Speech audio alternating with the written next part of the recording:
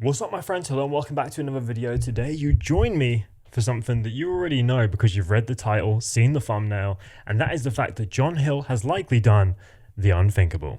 Obviously a little bit of a dramatization, but the fact that he even thought that posting Aaron Cairo content in the year 2025 wouldn't blow up in his face blows my mind. So that kind of makes me think that maybe he did it on purpose to generate a little bit of buzz for something he might be releasing soon. That might not be John Hill's style. He hasn't done that in the past, but it always makes you think a little bit, doesn't it? Because why on earth would you ever post call it a collab, call it whatever you want, with Aaron Cairo this year, this week, this month, after everything that happened last year? It really does blow my mind. So I'll give you a real quick recap of what happened last year if you are either out of the loop or if you just want a quick refresher. So we'll get into that with Braille in just a second, and then we'll go over the video that John posted with Aaron that has now been deleted. But luckily I screen recorded it because I knew this was going to be something I would like to talk about. So with that being said, let's do the quick recap. So for those of you that don't know, Aaron Cairo, who runs Braille Skateboarding, basically had a whole team of people behind him, including Nigel Jones, Ricky Glazer, JD Sanchez, and a few others. Basically, what happened was about a year ago at this point, it might take me a little while to scroll back far enough. All right, so here we are. About 1 year ago, the whole channel was managed and ran by Gabe Cruz. Now, if you don't know Gabe, he was this guy right here in the thumbnail that basically did everything that was the nitty gritty, the nuts and bolts, the inner workings of the YouTube channel and a little bit of the Braille company. When he left, Aaron had to come back in for a more front-facing role, and shortly after that, he had to close the skate park. Now, the skate park that they had was called the Braille House. We've all seen tons of videos there over the years, but it came to a point where they couldn't afford the rent anymore. And instead of saying to his employees, look guys, we're not going to be able to keep this park open. We're going to have to do something else, figure something out. If you want to have a last skate, go ahead, do it. We've got all these sentimental boards on the walls from all the years of viewers that have sent in stuff that they've painstakingly made or just put love and heart and soul into.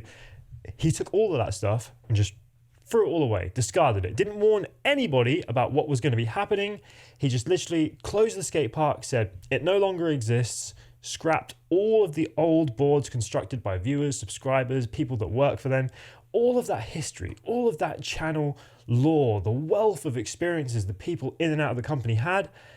It's all just gone to shit because he couldn't keep his finances in order, and also the fact that he couldn't stop donating the money from the finances from the YouTube channel to Scientology. Now, if you've heard of Scientology before, you'll likely know that they are a cult in America, and they do have a little bit of an audience here in the UK, but UK people are much less, let's say, tolerant to bullshit. When it comes to things like Scientology, when they say that they have a device that helps read people's emotions, an English person looks at that and goes, do you fuck? Obviously I can't speak from experience, but it seems as though Americans are a little bit more susceptible to this kind of thing. I'm not saying you're idiots, obviously, because a lot of you aren't, but there are definitely a lot more gullibility in an American audience than a UK one, in my personal opinion. So they've gotten a lot bigger in America, and the way that they operate is via donations. Basically, if you're a celebrity or someone of high status, then if you're in the organization, you can pay to level yourself up in the organization. So basically, it's a pay-to-play model.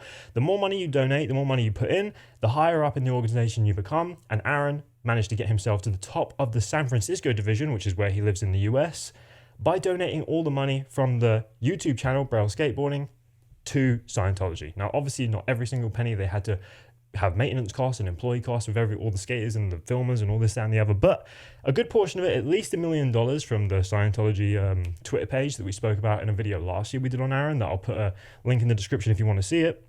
But basically, he donated over $1 million to them. And then at the same time, about a year or two later, he actually ended up losing the skate park. Do the two correlate? Likely they do. He had to fire the employees, which is Ricky Glazer, Nigel Jones, and all that, and then scrapped all the boards and sentimental stuff and the great things that people made for them over the years, which obviously pissed a lot of people off. So we got this video, The Future of Braille Skateboarding, where he goes and tries to explain the whole thing, and then basically in a future video, which is now deleted, he tries to say that he messed up. He didn't mean this to happen. It wasn't his fault. When in reality, he literally just blocked the employees, didn't give them like a goodbye, didn't give them a resignation, didn't give them anything like they deserved for the years of hard work they put into the channel, that, by the way, they own no equity in.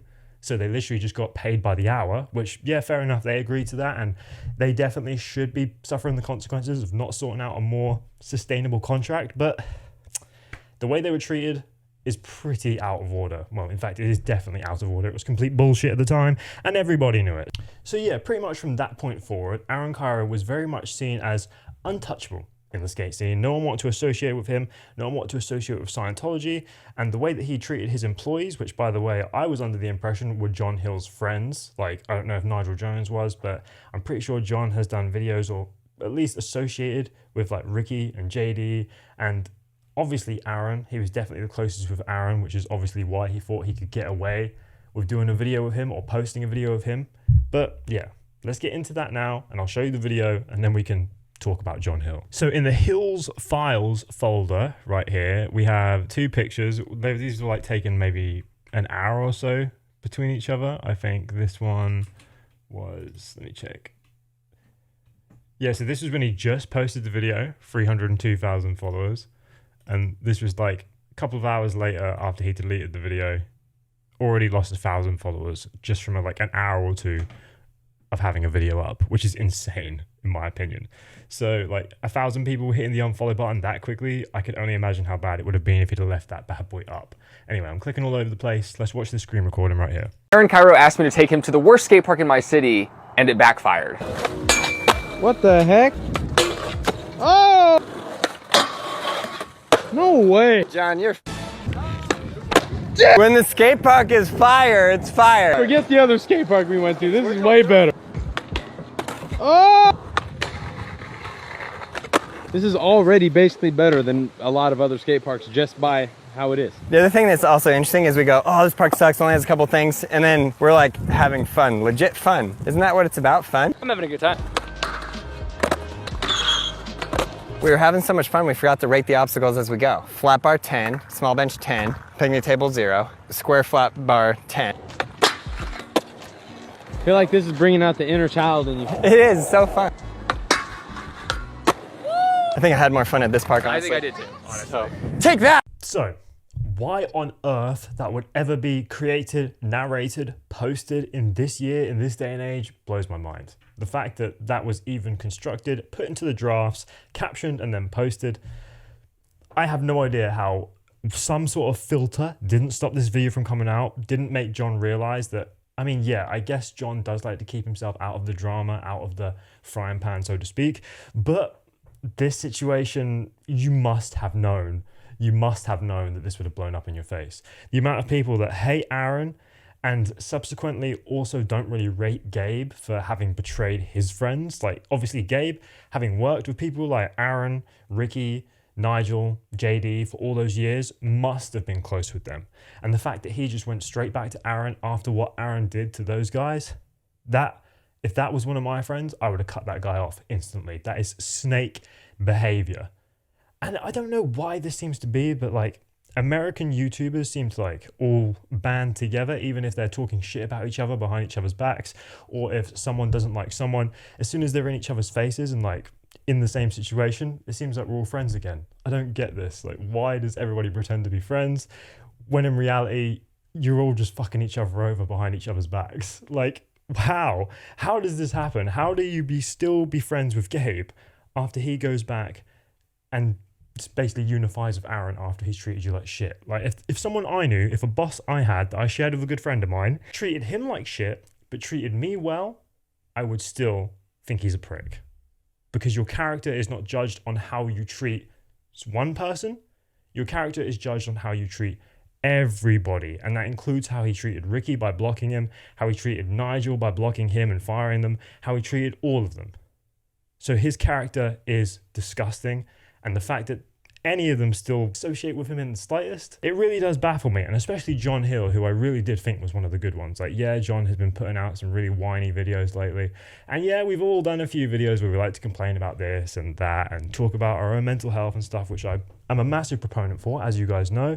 But certain things like this I just can't ignore. Like, when you are associating with someone so hated, someone that's such a bellend, someone that's such a prick, twat, whatever you want to call it, I just can't not make a video about it because this is something that I had to talk about. I wanted to talk about, and the fact that John has gone ahead and done this, lost over 1,000 followers like that, hopefully will give him the feedback he needs to not have to post or not want to post Aaron Cairo again, because Lord knows we don't want to see it. I don't want to see it. The community doesn't want to see it. And it's just all the better if we leave Mr. Aaron Cairo in the past with the Scientology. All right, peace. And by the way, I don't think John's a Scientologist. That's just ridiculous. I just think he was either a calculated move or he's just being a fucking idiot. Anyway, I'll see you guys in the next one.